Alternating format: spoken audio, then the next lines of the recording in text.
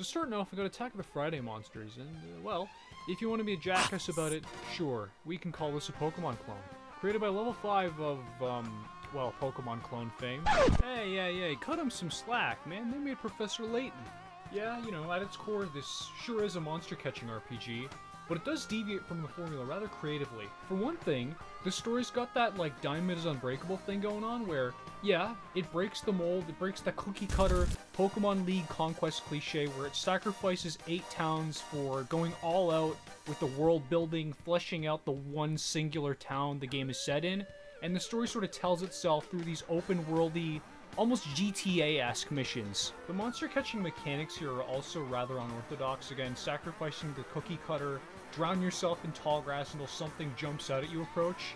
Here you collect these mysterious alien orbs that eventually manifest into collectible trading cards when you pick up enough of them. I know what you're thinking. Sounds weird on paper. Boo! You stink!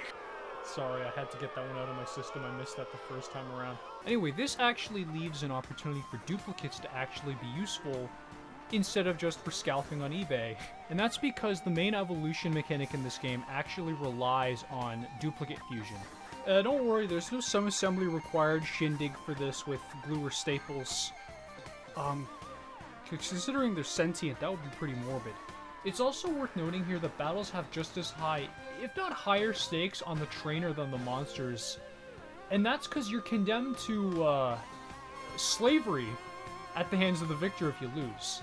Well, the good thing is, this is a family-friendly game and all, so, you know, the slavery is really limited to juvenile things. The dark side of the Force is a pathway to abilities some might consider unnatural.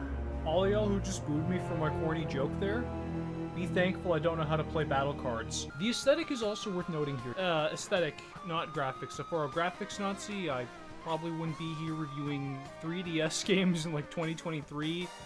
And in some alternate Twilight Zone-ass timeline, I'd be out here reviewing Fortnite battle passes. The fuck you say to me, a little shit? But if you pay attention to the background, you'd notice that it looks like it's set in the 70s. And on top of that, the creature designs more resemble like Power Rangers villains than Pokemon.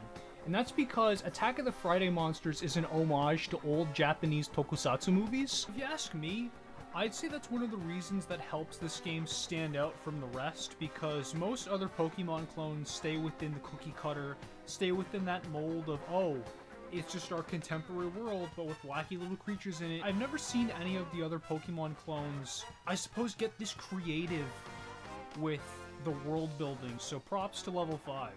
It's really tragic because, you know, this obviously being a re-recorded upgrade to my original review of this, you know, obviously my stance on this game hasn't changed, and I would recommend it to you guys, but at the same time, you know, the fate of this game is also still just one of the many victims taken offline in a massacre carried out by a cosmically empowered capitalism.